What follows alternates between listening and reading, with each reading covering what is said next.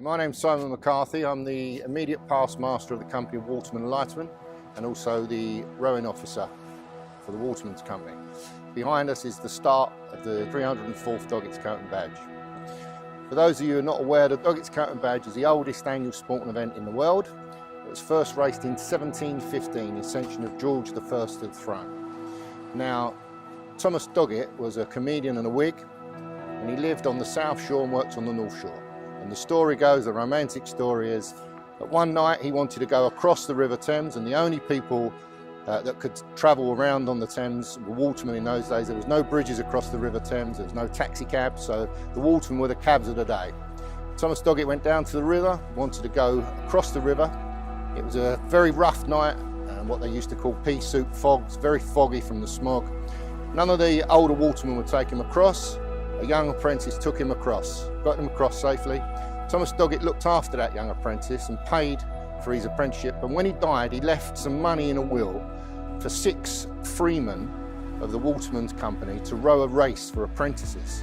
And the race starts here at London Bridge, and there used to be an inn called the Swan Inn, and it finishes 5 miles 1 furlong up the River Thames at Cadogan Pier, where there was another drinking hole of Thomas Doggett called the Swan, so it's from Swan to Swan. As I say, the race has been rowed every year since 1715. It's a couple of times during World War II when the men were at war. They raced it. When they came back from war, they raced it 3 or 4 times in one day, just so that it has been continuous. Today, unfortunately, it's not 6 watermen, there's 2 watermen, but the rule states that they have to have finished their apprenticeship and passed all their exams. And at the moment, 3 of the boys are still sitting their exams. So race days come, and unfortunately they haven't made the criteria, and this is what makes the race so special. We've got 2 boys racing today, Alfie Anderson and George McCarthy. It's their 3rd time. You only get 3 attempts now. In the olden days, you would only get 1 attempt. And in the late 60s and 70s, when there was the demise on the River Thames, they allowed the scullers to do it 2 to 3 times, just to keep the race alive. Today you'll see them in fine racing shells, which are the WinTech sponsored boats. In the olden days, we've got records of up to 12 hours.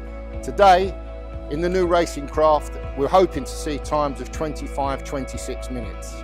So you can see the difference in the equipment, and also the race today will be raced on the young flood. So an hour after the river's swelling or flooding, this is when the race begins at 4 o'clock.